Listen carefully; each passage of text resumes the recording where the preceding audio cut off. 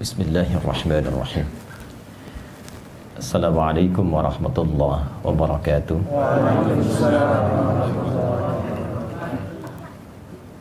Alhamdulillahilladzi ikhtara al-Islam dina thumma istafa Muhammadan sallallahu alaihi wasallam syamsan lidinihi wa rashida fa asbaha takwinuhu dinan syamsudina wa rashida. Fasalawatullahi alaihi wasallamuhu tam wa ala alihi wa sahbihi wa dhurriyyatihi wa ummatihi ila yaumiddin wa ba'd. Faya ahbaballahi wa ahbaba rasulihi sallallahu alaihi wasallam, usi nafsi wa iyyakum bitaqwallahi faqad fazal muttaqun fala tamutunna illa wa antum muslimun. Faqala ta'ala يا أيها الذين آمنوا اتقوا الله حق تقاته ولا تموتن إلا وأنتم مسلمون. Yang kami hormati, kami muliakan, dan semoga senantiasa dirahmati oleh Allah Subhanahu wa taala. Guru kami, guru kita semua, Profesor Dr. Din Syamsuddin serta ibu dan keluarga. Semoga kediaman ini dan seluruh aktivitas beliau senantiasa mendapatkan taufik dan rahmat Allah Subhanahu wa taala. Guru kami, guru kita semua, Profesor Riyaz Rashid, semoga senantiasa diberikan kesehatan, kekuatan, dan kemampuan terbaik dalam memberikan pencerahan dan bimbingan pada kita semua.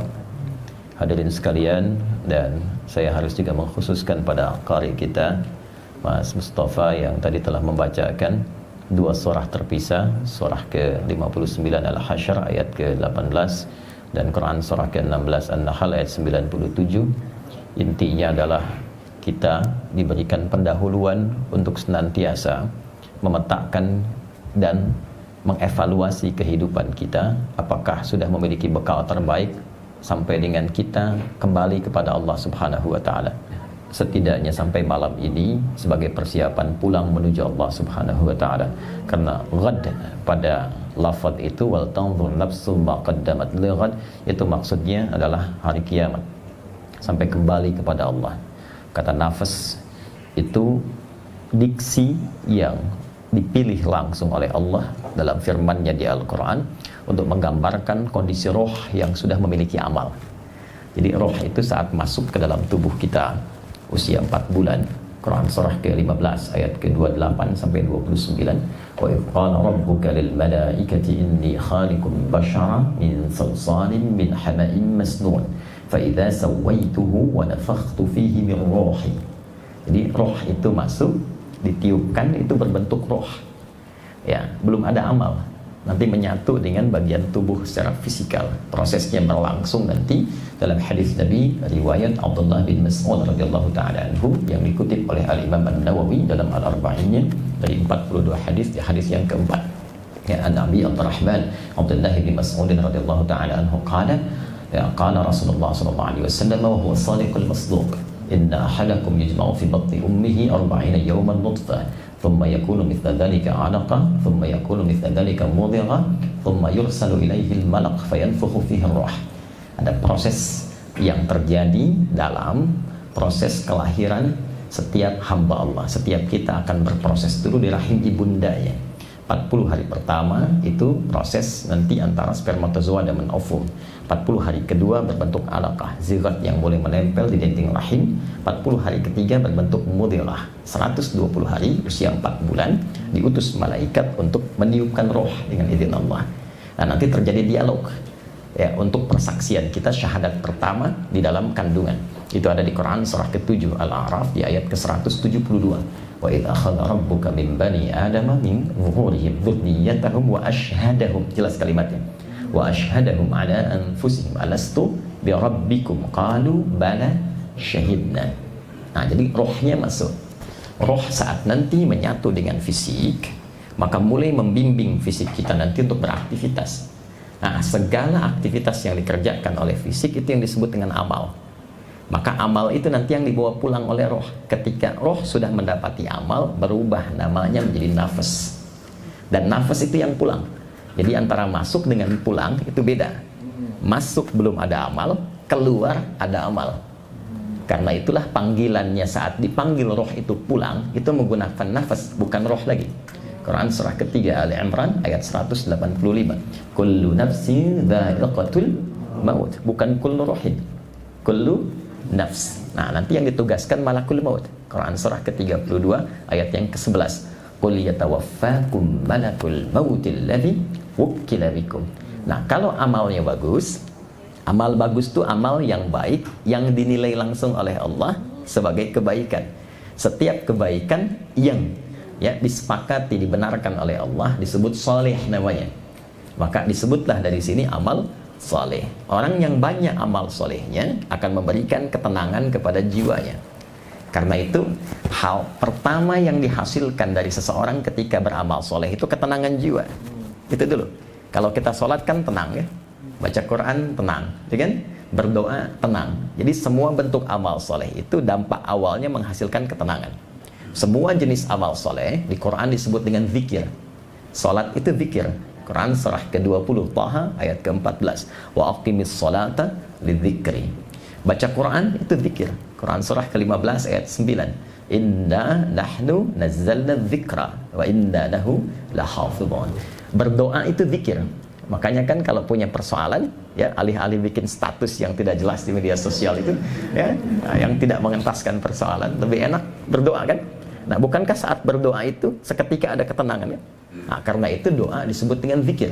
Quran surah ke-7 Al-A'raf ayat 205. Wadhkur rabbaka fi nafsika tadarruan wa khifatan wa dunal jahri minal qaul. Kita pasca salat ya, assalamualaikum warahmatullahi, assalamualaikum warahmatullahi. Zikir kan? Nah, zikir itu kan ketika diucapkan memberikan ketenangan pada jiwa kan? Itu Quran surah ke-4 ayat 103. Fa idza qadaitumus sholata, maka jika telah Anda tuntas mengerjakan salat untuk menambah ketenangan itu fadhkurullaha, segera berzikir. Apa fungsi zikir? Quran surah ke-13 ayat ke-28.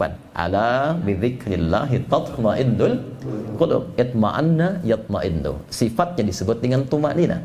Karena itu dalam zikir ada tumanina. Bukankah dalam salat ada tumanina?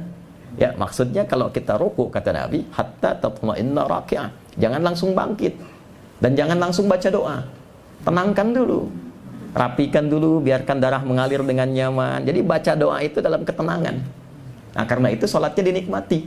Ya, itulah tumakninah dalam sholat, tumakninah dalam doa. Jiwa kalau terbiasa tumakninah, maka nafas itu akan memiliki tumakninah. Nafas yang punya tumakninah maka disifati dengan mutmainnah namanya. Nah, itu yang pulang. Makanya ketika kita pulang, panggilannya nafas mutmainnah. Quran surah ke-89 Al-Fajr ayat 27 sampai 30. Ya ayyatuhan nafsul mutmainnah irji'i ila rabbiki radiyatan mardiyah fadkhuli fi ibadi wadkhuli. Nah, tadi ayat pertama yang dibaca itu mengingatkan apakah sampai kita duduk di kediaman ini, sampai detik ini sudah merasa mutmainnah belum? Jangan-jangan sampai malam ini belum ada ketenangan itu, sehingga ketika dipanggil pulang atau diingatkan pun masih belum siap atau gelisah. Sederhana pertanyaannya, kalau ayat itu didengarkan pakai iman, kira-kira sederhananya begini, hei, kalau malam ini meninggal, sudah siap belum? Ya? Nah, jiwa-jiwa yang terbiasa beramal soleh, kapanpun dipanggil itu nyaman saja. Mau malam ini, mau nanti, mau besok, tenang saja dia. Nah, karena itu, jika memang belum mendapati itu, maka disusulkan tadi di An-Nahl ayat 97. Perbaiki imannya, baik lelaki ataupun perempuan. Man amila, siapa yang mengerjakan amalan salih, perbuatan yang baik, min dzakarin au untha wa huwa mu'min, lelaki ataupun perempuan, sepanjang ia mengaku beriman. Jadi iman itu akan mendorong pelakunya pasti berbuat baik. Ingat, itu persamaannya. Jadi kalau mengaku beriman pasti berbuat baik. Maka apa yang terjadi? Kata Allah, kalau Anda memutuskan merubah diri sejak detik ini, mengambil bacaan Quran tadi, maka Allah akan merubah sisa kehidupannya lebih terukur, lebih baik, lebih punya bekal dibandingkan hari-hari sebelumnya yang telah dilalui. Itulah falanuhyiyannahu hayatan thayyibah. Jadi hayatan thayyibah itu mencakup banyak hal. Rizkinya lebih berkualitas dibanding sebelumnya. Memang sebelumnya mungkin kelihatan dapat banyak, tapi berkah tidak. Apakah rezeki itu mendekatkan kita kepada Allah? Ada kualitas dalam rezeki itu, atau jangan-jangan bertambah tapi maksiatnya pun nambah juga. Ya. Nah, coba dicek, apakah pakaian yang sudah dikenakan sekarang sudah banyak digunakan untuk ibadah? Jangan-jangan nambah koleksi pakaian yang sudah ada pun belum pernah dipakai sholat. Itu sepedanya tuh yang pernah dipakai dari subuh, ya, mulai olahraga berangkat sudah pernah dipakai ke masjid belum? Itu dihisab. Sepeda belum pernah dipakai ibadah sudah minta motor. Motor belum pernah dipakai ke taklim sudah minta mobil. Ya. Nah, itu sudah mendapatkan kebaikan belum di situ? Karena itulah kalimat thayyib ketika disebutkan pertama dalam Al-Quran itu bersanding dengan kata halal, dibuka dengan huruf ya, dikuatkan dengan ayyuha, lalu objeknya menggunakan nas. Itu di Quran surah kedua Al-Baqarah ayat 168. Ya ayyuhan nasu. Ya disebutkan sebanyak 361 kali dalam Al-Quran untuk memanggil semua objek dengan semua jarak, baik dekat, menengah ataupun jauh. Ayyuha disebutkan 150 kali dalam Al-Quran. Ayyunya berfungsi menguatkan munada, haknya menegaskan, mengingatkan tanbih. Jadi ketika Allah mengatakan, hei semua manusia, dimanapun engkau merasa berada, merasa dekat, menengah atau jauh dari aku ingatkan ya, aku tegaskan ya, selama berkehidupan silahkan bertebaran di bumi. Jadi apapun, kulu mimma fil ardi, silahkan mencari penghidupan. Minimal kan kita katakan mencari sesuap nasi ya, walaupun yang dicari kan kendaraan juga, rumah juga, kan? Silahkan bertebar, silahkan. Tapi halalan thayyibah. Apa itu halal? Halal itu yang tidak ada problem di dalam pandangan Allah Subhanahu wa taala. Kalau itu bisa kita hasilkan, maka semua kegiatan kita itu berubah namanya menjadi hasanah. Hasanah. Hasanah itu setiap perbuatan baik yang punya nilai di sisi Allah. Ya, bukan hanya sholat. Ya, sholat itu disebut hasanah. Quran surah ke-11 ayat 114. Aqimis sholata tarafain nahar wa zulafan minal lail innal hasanat. Jadi setiap kita sholat kalau diniatkan karena Allah ada poinnya. Ya, tapi bukan hanya ibadah ritual. Merawat anak, ya, kemudian saling menyayangi suami istri, meniatkan pekerjaan karena Allah itu punya nilai. Setiap dikerjakan satu aktivitas nilainya 10. Quran surah ke-6 ayat 160. Ini nggak apa-apa ya kita Quran hadis ya. Quran surah ke-6 Al-An'am ayat 160. Man jaa'a bil hasanati falahu asyru amsalihha. Nah, ngitungnya tuh bukan begini. 1 2 3 terlalu sedikit. Menghitungnya dalam hitungan Allah tuh 1 keduanya 500 tahun. 2 ketiganya 500 tahun. 3 keempatnya 500 tahun. Nanti setiap poin hasanah itu 1 kedua, 2 ketiga, 3 keempat namanya ajrun. Ajrun, lahum ajrun ghairu mamnun, ya. Quran misalnya surah At-Tin surah ke-95 itu ya. Nah, nanti itu akan dikonfirmasi di akhirat. Itu yang kita sebut pahala. Ya, ini nggak akan ikut. Jadi pakaian yang kita kenakan nggak akan ikut, tapi nilai value yang melekat pada pakaian yang dikerjakan amal soleh itu yang ikut berupa pahala. Nah, itu nanti ditampakkan saat sakaratul maut plus saat kembali kepada Allah di akhirat. Hasanah di dunia dikonfirmasi di akhirat. Karena itu kita sering berdoa supaya kegiatan dunia kita menjadi hasanah, supaya di akhirat ditampakkan hasanahnya. Maka muncul kalimat doa kita, Rabbana atina fid dunya hasanah wa fil akhirati hasanah wa qina adzabannar. Itu ada di Al-Baqarah ayat 201. Nah, itulah sebetulnya gambaran kehidupan bekal kita yang diisyaratkan di 2 ayat tadi untuk kita siapkan sampai malam ini. Apakah perbuatannya sudah jadi hasanah atau belum? Ataukah kalau kita diwafatkan sudah punya bekal yang siap untuk kembali atau belum?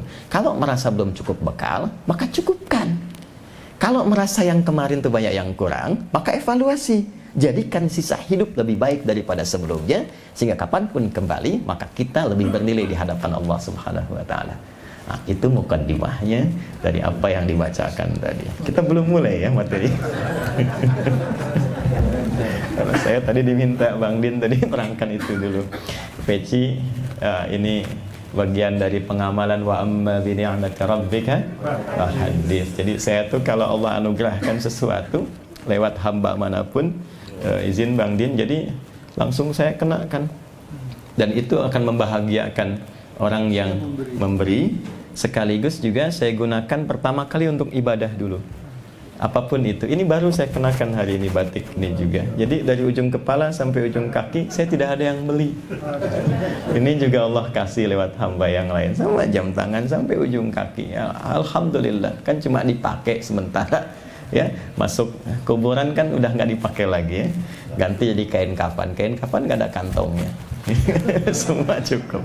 Nah, jadi itu kisahnya. Alhamdulillah, mudah-mudahan pernah digunakan untuk sujud, pernah digunakan untuk ta'lim. Jadi saya punya alasan ketika dihisab pertama kali, dari mana didapatkan, kemana digunakan. Maka saya punya kebahagiaan di hadapan Allah, pertama kali digunakan hadir di majlis pengajian Ranting Pondok Labu. Baik, kira-kira itu mukaddimah yang bisa kita sampaikan.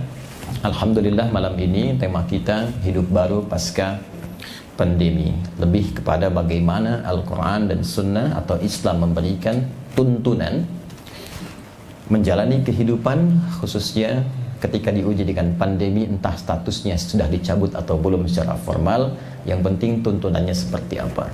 Dan menariknya, biasanya saya kalau mengisi pengajian jarang saya membuat materi tertulis, sekalipun itu bentuknya pointer-pointer. Biasanya saya tuliskan di papan tulis. Tapi qadar Allah, hari ini entah kenapa sebelum berangkat saya pengen ngetik sesuatu.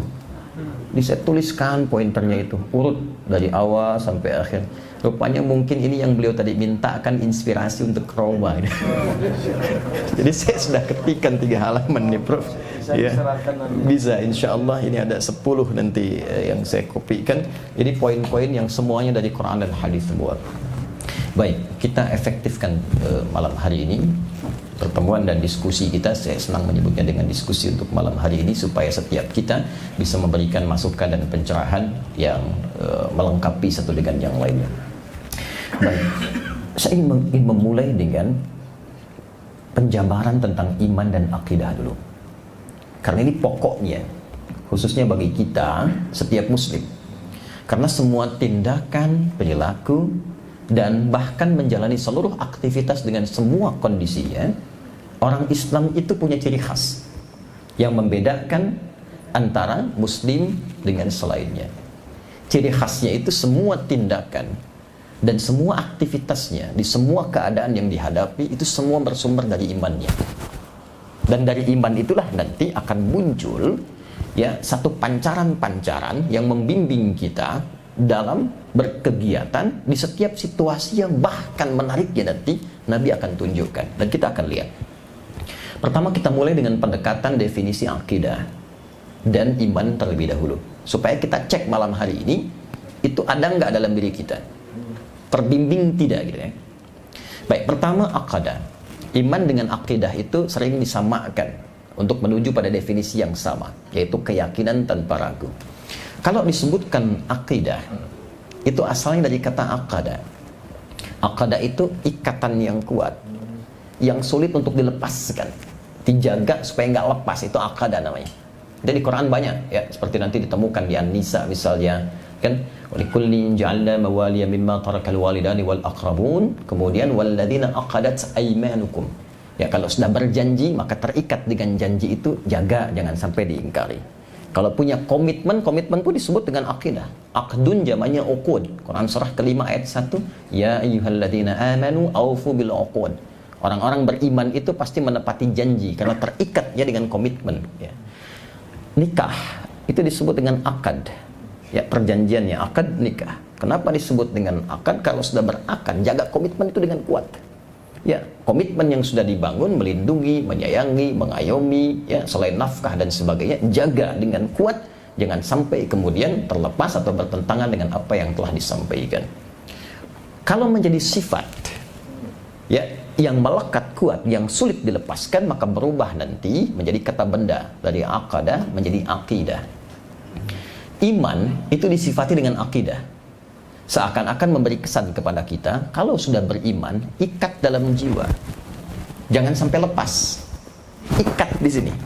Ya, tanamkan dalam jiwa kita, jangan sampai lepas. Itu yang dimaksudkan Quran surah ketiga Al-Imran ayat 102. Dan selalu diingatkan oleh Nabi, umumnya saat pengajian, bahkan nanti menjadi wasiat utama di khutbah Jumat. Ya ayyuhalladzina amanu taqullaha haqqa tuqatih wa la tamutunna illa wa antum muslimun. Nah, kalau iman itu sudah ada di sini, lekat ke dalam jiwa kita, ya, melekat kuat, nanti dia akan punya ciri khas. Namanya karakter spiritual, karakter iman. Cara mengujinya begini, pertama kali, kalau kita ingin menguji ada iman enggak dalam diri kita, nanti ukuran pertamanya Quran surah ke-8 Al-Anfal di ayat yang kedua. Innamal mu'minuna. Ya, kalau sudah ada kata innama berarti spesial. Yang lain enggak ada. Adatul hasri namanya. Dicukupkan pada ini saja, yang lain enggak boleh. Yang lain enggak ada, yang lain tak punya. Nah, contoh begini. Kalau zakat itu dikeluarkan pada berapa golongan? 8 ya. Oke. Boleh enggak di luar 8 itu? Baik, enggak boleh ya. Enggak boleh. Kenapa enggak boleh? Karena ayatnya dibuka dengan innama. Adatul hasr, dibatasi di golongan itu saja. Quran surah ke-9 ayat 60. Innamas shadaqatu lil fuqara wal masakin, dan seterusnya ayat. Cara menerjemahkannya, zakat itu hanya boleh dikeluarkan pada 8 golongan berikut. Di luar ini nggak boleh, nanti ada skema yang lain. Iman pun itu dibuka dengan innama. Kata Allah, innamal mu'minuna. Orang beriman itu punya ciri khusus, dan yang punya yang beriman saja. Jadi kalau belum punya iman, nggak akan bisa terkonfirmasi ciri ini. Apa itu? Ya, alladzina. Alladzina disebutkan 1080 kali dalam Al-Quran. Itu konjungsi isim mausul, tapi cakupannya luas, tanpa batas. Nah, seakan Allah itu memberikan satu kesempatan terbuka untuk semua hambanya. Semua hamba itu boleh silahkan, terbuka untuk beriman. Ya, laki-laki, perempuan, tua, muda, besar, kecil, dengan berbagai status sosial yang berbeda-beda, tidak dibedakan oleh Allah, silahkan. Semua diberi kesempatan. Jadi kalau ada yang tidak beriman, bukan Allah yang salah, manusianya yang memilih untuk tidak beriman. Jelas ya? Baik. Innamal mu'minuna alladzina. Perhatikan cirinya. Kalau sudah diambil dan melekat dalam diri, itu diikat dalam jiwa, maka idza dzukirallahu wajilat qulubuhum. Ciri pertamanya, bila disebutkan nama Allah, ada konfirmasi sinyal karakter spiritual di hatinya, ada getaran. Itu konfirmasinya. Karena itu setiap hari untuk dicek, Allah sebutkan, diperdengarkan namanya 5 kali dalam sehari, di setiap pergantian waktu dalam sehari. Subuh disebutkan, ganti siang, zuhur disebutkan, masuk sore, asar disebutkan, maghrib, menjelang malam disebutkan, isya sebelum tidur disebutkan lagi, untuk mengonfirmasi masih ada nggak imannya itu. Ya, maka diperdengarkan di telinga kita. Telinga bahasa Arabnya udhun, jamaknya adhan. Bukankah dalam adzan kalimat pertama yang disebutkan Allah, Allahu Akbar, Allahu Akbar. Makanya kalau sudah ada iman, itu ada konfirmasi, ada getaran tuh, ada karakter spiritual. Allahu Akbar, Allahu Akbar. Pernah nggak merasakan sudah adzan? Ada pernah begitu? Nah, itu khas. Jadi kalau belum punya iman, nggak bisa itu konfirmasi itu ada. Ini suara apa ya? Nah, itu ya. Wah, ini bising nih, tawanya kekencengan ya. Nah, itu dipertanyakan ya. Nah, ini kalau belum punya iman wajar, tak usah marah. Kalau belum punya iman, kalau mengaku beriman, ada babnya di Quran ada. Yang justru menyoal, nanti ada babnya lagi. Ya, menunjukkan imannya dalam persoalan. Perlu kita bantu supaya persoalannya tuntas. Nah, jadi ini poinnya. Nanti kalau sudah ada konfirmasi, itu disebut dengan karakter spiritual. Nah, dia akan menjadi cahaya yang menuntun semua bagian tubuh kita bersikap dan bertindak. Kalau dia masuk ke dalam akal kita, maka dia akan memberikan cahaya berwujud karakter intelektual. Jangan salah, orang beriman itu kalau benar iman dia dan dilatih sinyalnya kuat, dia akan membimbing akalnya sehingga menguat intelektualitasnya dan menjadi dia manusia yang pintar dengan akalnya. Itu nanti konsepsinya ada di Quran surah kedua, di surah Al-Baqarah di akhir ayat 282, ya, wattaqullaha wa yu'allimukumullah. Anda tingkatkan takwamu kepada Allah. Takwa itu pancaran iman. Karena itu setiap ada kalimat takwa, ada kalimat iman. Dzalikal kitabu la raiba fi hudal lil muttaqin. Siapa muttaqin? Ayat 3-nya. Alladzina yu'minuna bil ghaib. Iman dulu.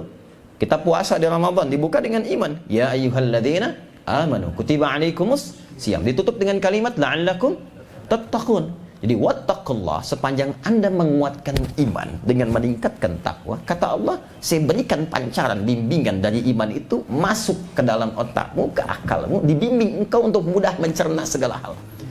Dan nanti itu akan ditinggikan di Quran surah ke-58 ayat 11. Yarfa'illahu alladhina amanu minkum walladhina utul ilma darajat. Makanya, maaf, orang beriman tuh pasti pintar. Tidak ada yang tidak pintar. Dan kalau kita mau riset, jujur meriset, silahkan cek. Orang-orang hebat di masa lalu, entah itu fokusnya dalam bidang agama, syariat, Al-Imam Syafi'i, Al-Imam Ahmad bin Hanbal, sebelumnya Imam Malik, Imam Abu Hanifah, apalagi ke sahabat, itu rata-rata mereka memulai dengan meningkatkan ketaatan ritual dulu, aspeknya spiritual. Ya, atau Al-Kindi, Al-Farabi, Al-Ghazali, Ibn Sina, ya, siapa lagi misalnya yang lain, Al-Khawarizmi, semua kalau kita lihat biografinya, mereka memulai dengan imannya dulu. Rata-rata di usia dini sudah hafal Quran. Dan izin Prof, saya mendapatkan riset itu orang Maghrib Maroko yang tinggal lama di London, di Inggris, meriset ternyata orang yang menghafal Quran dengan benar itu disimpulkan bisa meningkatkan kecerdasannya 3 kali lipat dari manusia biasa. Karena dari dini dia sudah melatih dirinya dengan lebih dari 52.000 kosakata. Terus, sehingga mudah mencerna dan menerima yang lain. Makanya ulama besar kita yang menemukan kimia, Jabir bin Hayyan, yang menemukan prototipe pesawat terbang misalnya Ibnu Firnas, itu rata-rata hafal Quran di usia dini, 9-10 tahun. Ya. Lalu melatih sholatnya, setelah itu ilmu apapun cepat. Itulah karakter intelektual. Ya. Dan saya sarankan saat sekarang kalau ada anak, cucu misalnya, sekarang eranya era Quran Pak, Bu. Eranya era Quran. Jadi kalau kita mulai dari pendekatan itu, tapi iman ya, babnya ya.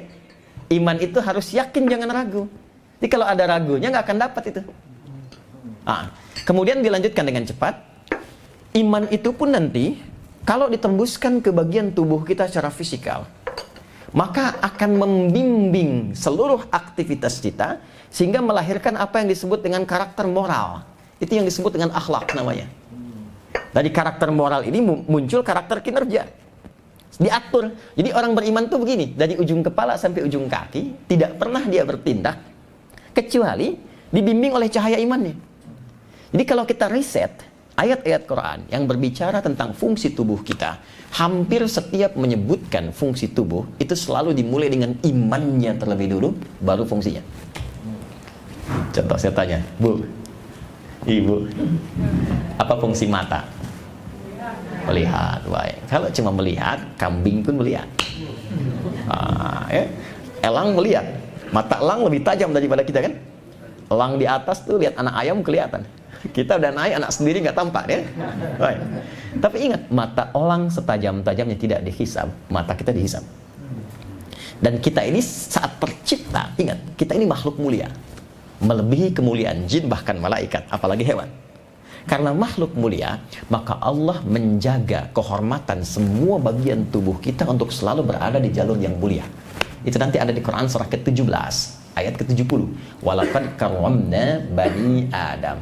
Pakai lam dan qad. Lamnya, ingat, litaukid, qadnya litahqiq. Lamnya menguatkan, qadnya menjamin. Kata Allah, hei, aku tegaskan ya, semua manusia aku cipta bukan hanya fisiknya, aku lekatkan pada fungsi fisik itu semua harus mulia. Makanya muncul hukum haram. Haram itu dari kata hormat. Kenapa muncul hukum haram? Untuk menjaga kehormatan manusia supaya tidak merendahkan dirinya di hadapan Allah yang seharusnya bersikap mulia. Maka turunlah Quran surah Cahaya misal, Quran surah ke-24 ayat 30 untuk laki-laki, ayat 31 untuk perempuan. Ini baru mata. Baru mata. Kul. Itu perintahnya tuh. Kul lil mu'minina, Muhammad SAW viralkan. Saya sekarang senang menerjemahkan dengan viralkan dibandingkan katakan, karena sekarang musimnya viral ya. Nah, kalau sudah viral, like, share, and komen ya, subscribe. Di subscribe ke TV-mu. Kullil mu'minina Muhammad, viralkan kepada semua pria-pria yang merasa beriman. Perhatikan, imannya dulu, baru yaghuddu min absarihim. Imannya akan membimbing fungsi pandangan di matanya untuk melihat yang baik saja. Gitu. Jadi ada fungsi iman. Jadi iman itu memberikan karakter moral menjadi akhlak, tembus ke karakter kinerja di pandangan kita. Ini cukup dengan beriman, tidak akan mungkin melihat yang salah. Tak akan mungkin melihat maksiat.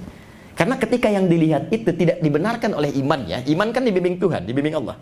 Tidak dibenarkan oleh Allah, maka seketika akan dipalingkan.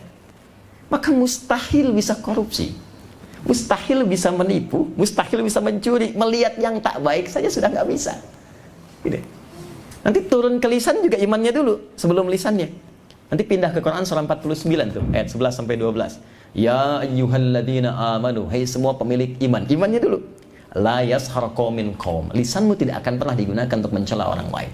La yaghtab ba'dukum ba'dha, enggak akan bikin hoax. Jadi kalau iman itu sudah ada, lisan itu pasti baik.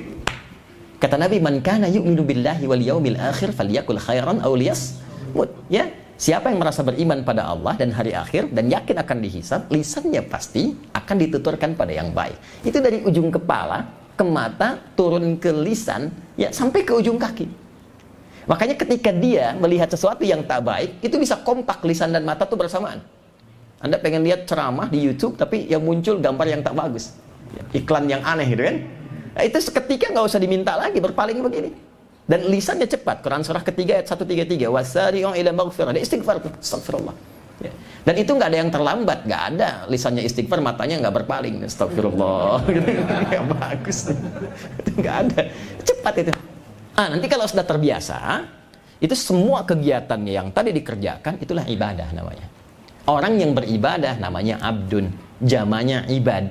Nanti kalau sudah jadi ibad, dipuji oleh Allah sampai langkah kakinya. Turunlah surah Al-Furqan itu. Wa ibadur rahmanil ladzina yamshuna 'alal ardi hauna wa idza khatabahumul jahiluna qalu salama. Jadi idealnya insan beriman itu pasti setiap pikiran, setiap pemikirannya, setiap rasanya, tindakannya semua akan terkontrol oleh imannya sehingga pasti menjadi baik. Nah, untuk menjadi baik ini, maka Nabi ditugaskan oleh Allah. Ini poinnya. Ditugaskan oleh Allah untuk menerangkan bagaimana melatih iman itu dan menjalani kehidupan dari yang paling sederhana sampai yang paling kompleks, menghadapinya seperti apa. Sehingga semua kegiatan itu dibimbing oleh iman, sekaligus melatih supaya sinyalnya kuat. Maka inilah yang menyebabkan setiap kegiatan kita, dari mulai bangun tidur sampai tidur lagi, pasti ada bimbingan imannya yang diformalkan melalui doa. Kalau Bapak Ibu mau cek dan jujur untuk membuktikan dan menguatkan keyakinan kita bahwa Islam ini benar, bukan rekayasa Nabi Muhammad, tapi langsung agama yang dibenarkan oleh Allah dan bisa kita komparasikan dengan keyakinan manapun yang ada di muka bumi. Hanya di Islam yang semua kegiatannya dari bangun tidur sampai tidur lagi pasti ditemukan doa di dalamnya. Dan setiap kegiatan doanya nggak sama, beda. Bangun tidur ada doanya? Halo, apa doanya? Alhamdulillahilladzi ahyana ba'dama amatana wa ilaihin. Bahkan dibimbing cara bangunnya. Anda buka Sunan Abu Daud nomor hadis 1367 dari Ibnu Abbas radhiyallahu taala anhuma. Ibnu Abbas itu anak kecil, dari kecil ya, usia 3-4 tahun ya, itu sangat cinta dengan Nabi karena ayahnya selalu mendekatkan di majlis Nabi. Singkatnya, satu saat ingin melihat cara bangun tidur malamnya Nabi dan sholat malamnya Nabi, maka menginaplah di rumah bibinya Sayyidah Maimunah, tidur di samping Nabi. Maka apa yang disampaikan beliau dikutip oleh Imam Abu Daud ya, As-Sijistani. Beliau namanya Sulaiman As-Sijistani. Cuman saking hafalnya banyak hadis sampai menyebut hadis itu lunak sekali lisannya. Ini sahih, ini dhaif, ini begini, sampai orang mengatakan begini. Kata Ibnu Qayyim Al-Jauziyah, kalau dulu ada Nabi Daud bisa melunakkan besi dengan tangannya, ini bisa melunakkan hadis dengan lisannya. Maka disebutlah Abu Daud. Ya. Oh. Nomor hadis 1367. Ya, paling kanan di pertengahan, agak ke pojok kiri sedikit tuh. Ya, ada 2 bab begini. Apa yang disampaikan kata beliau? Kana an-nabiyyu sallallahu alaihi wasallam idza istayqadha min nawmihi fajalasa. Thumma masaha bi yadihi min athari nawmihi. Ya, faqara'a khawatim surah Ali Imran. Adalah kebiasaan Nabi sallallahu alaihi wasallam kalau bangun dari tidur duduk terlebih dahulu. Lalu menghilangkan bekas kantuknya. Jadi hilangkan dulu ngantuknya, bukan langsung baca doa. Baru bangun, alhamdulillah udah begini-begini ya, bangun jam 3, sadar jam 5 kan. Hilangkan dulu ngantuknya ya, supaya kita membaca doa itu dengan penuh kesadaran ya, ada kenyamanan saat baca itu. Lalu baca ya 11 ayat terakhir surah Ali Imran. Itu nanti ada maknanya itu. Ada maknanya. Itu sudah bikin pintar sendiri tuh. Jadi ulul albab sendiri. Jadi kita itu baru bangun sudah disuruh pintar. Baru bangun tuh sudah diminta jadi orang pintar. Ya, dari ayat 190 sampai ayat 200. Baru kemudian nanti thumma dhahaba ila syinin mu'allaqah. Di riwayat lain di Al-Bukhari nomor hadis 181 dari Jundub bin Junadah dan Abu Dzar Al-Ghifari, Nabi membacakan doa alhamdulillahilladzi ahyana ba'dama amatana wa ilaihin nusyur. Itu bangun tidur, baru bangun. Ke toilet ada doanya enggak? Ada. Kakinya pun diatur. Masuk apa? Kaki apa? Keluar apa? Ya kan? Kita berpakaian ada doanya, makan ada doanya. Setiap kegiatan itu ada pedomannya. Dan jangan hanya diartikan sebagai doa formalitas. Itu setiap lafadznya itu membimbing kita bagaimana berinteraksi dengan apa yang kita kerjakan itu. Ada maknanya. Kenapa pakai pakaian doanya begitu? Itu ada. Jadi kalau kita paham dengan isinya, kita dibimbing. Ini yang harus dikenakan ketika berpakaian. Pakaian begini yang harus dipakai. Seperti ini cara menggunakannya. Begini akan dihisabnya. Begini tampil yang modis yang baik itu. Ada semua bimbingan. Hanya umumnya orang sekarang, walaupun tidak semuanya, memosisikan itu hanya bacaan formal. Nah, tidak memahami isinya sebagai panduan berkehidupan. Karena itu paling minimal kata Nabi, kalau belum paham itu, minimal sertakan nama Allah, sehingga tidak hilang keberkahannya.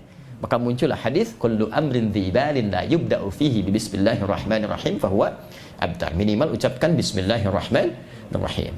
Apa kaitan dengan tema kita? Yang kecil aja diatur, apalagi yang kompleks.